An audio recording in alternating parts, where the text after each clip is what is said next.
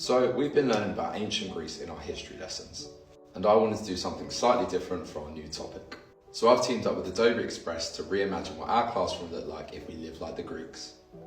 So I had the children in my class write down what they think would be in an ancient Greek classroom. I was really impressed with some of the answers, considering we haven't actually learned a lot about ancient Greece, like an abacus, an ancient vase and some ruins.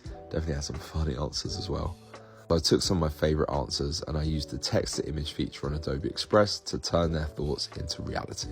If you're not familiar with it, Adobe Express is a powerful and inspiring tool that allows teachers to make their job 100 times easier, trust me. I really value using this in my day-to-day teaching, my planning, and maximising the resources available to my students. As you can see, I actually use these images to create resources for my class. Here's what they thought an ancient Greek teacher would look like, which I thought was really interesting.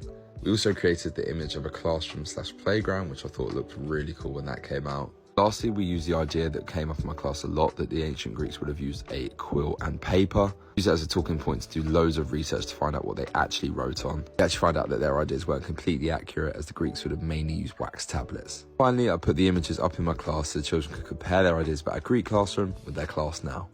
Now, I wouldn't say all of our ideas are completely accurate, but they brought up some great talking points that we could discuss in class to make sure that we're being a little bit more historically accurate. We've had so much fun in our class being creative and making our classroom historical for the day.